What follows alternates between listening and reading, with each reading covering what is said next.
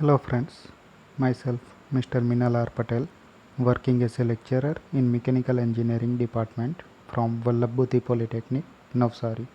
Today I will discuss about some MCQ for subject Basic Engineering Drawing and subject Mechanical Drafting Part 7.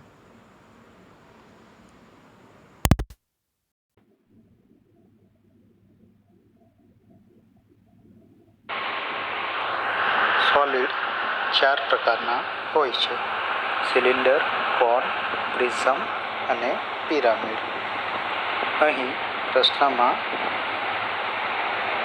Solid having A polygon આપેલ છે, તો cylinder અને કોન આવશે નહીં, કારણ કે સિલિન્ડર અને કોન પોલિગોન ધરાવતા નથી.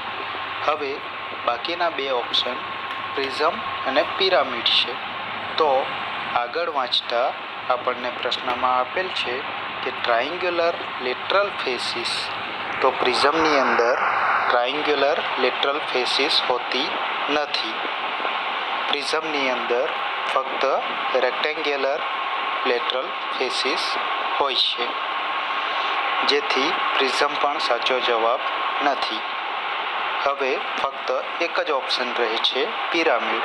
માટે ઓપ્શન એ પિરામિડ સાચો છે, કે જેની અંદર ટ્રાયંગ્યુલર લેટરલ ફેસીસ શિરોબિંદુ આગળ ઇન્ટરસેક્ટ થાય છે, જે આકૃતિમાં દર્શાવેલ છે.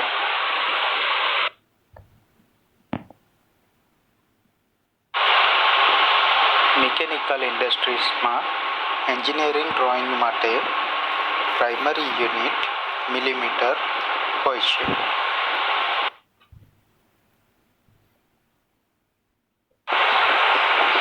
જ્યારે સોલિડને એવી રીતે મૂકવામાં આવશે કે જેથી તેની એક્સિસ HP અને VP બંને પ્લેનને ઇન્ક્લાઇન હોય, ત્યારે તેના પ્રોજેક્શન 3 સ્ટેજીસમાં ડ્રો કરાશે.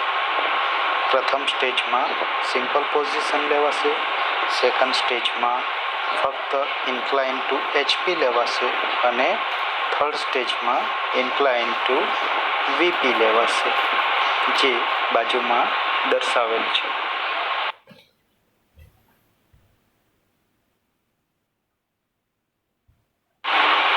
જો સોલિડને કટિંગ પ્લેન દ્વારા બેઝને સમાંતર રહીને કાપવામાં આવે અને ઉપરનો ભાગ કાઢી નાખવામાં આવે, તો આપણને ફ્રસ્ટ્રમ ઓફ સોલિડ મળશે.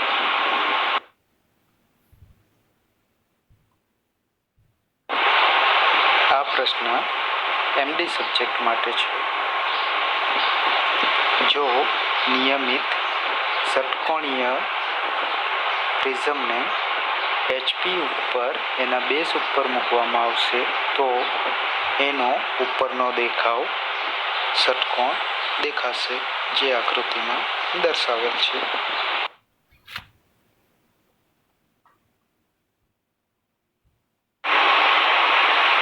આકૃતિમાં એક્સિસ રેડ લાઇન વડે દર્શાવેલ છે, જેને આપણે બંને પ્લેનને લંબ રાખી શકતા નથી, જેથી ઓપ્શન ડી સાચો છે.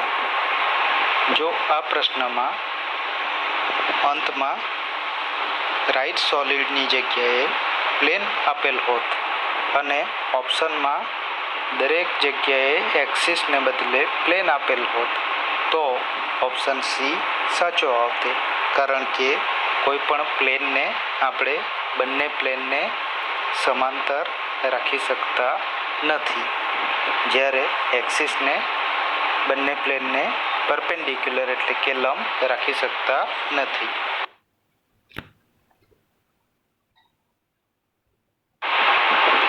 આ પ્રશ્ન MD સબ્જેક્ટ માટે છે. સિલિન્ડરને ઉપરથી જોતા તેનો દેખાવ સર્કલ જોવા મળશે, પણ જો આ પ્રશ્નની અંદર ટોપ વ્યૂને બદલે ફ્રન્ટ વ્યૂ આપેલો હોતે, તો સિલિન્ડરને સામેથી જોતા રેક્ટેંગલ દેખાતે, તો ઓપ્શન સી સાચો આવતે.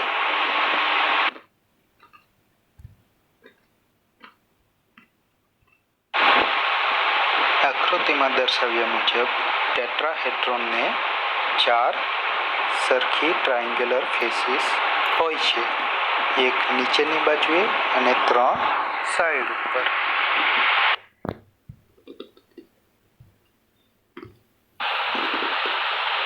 સેક્શનલ પ્લેન દર્શાવવા માટે chain thin line having thick એજીસનો ઉપયોગ થાય છે.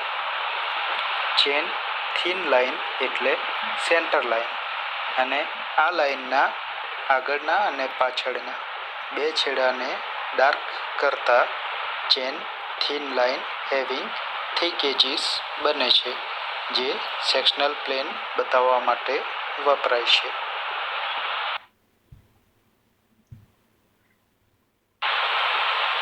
પ્રિઝમને 2 એન્ડ ફેસીસ હોય છે, એક નીચેની બાજુએ અને એક ઉપરની બાજુએ. જેના ઉપર પ્રિઝમને મૂકવામાં આવે છે એ ફેસને બેઝ કહેવામાં આવે છે, અને પ્રિઝમની લેટરલ ફેસીસ ટોટલ 4 હોય છે, જે બાજુ પર આવેલ હોય છે. આકૃતિમાં પ્રિઝમનો બેઝ અને લેટરલ ફેસીસ દર્શાવેલ છે, જેથી પ્રશ્ન મુજબ આન્સર બી સાચો આવશે.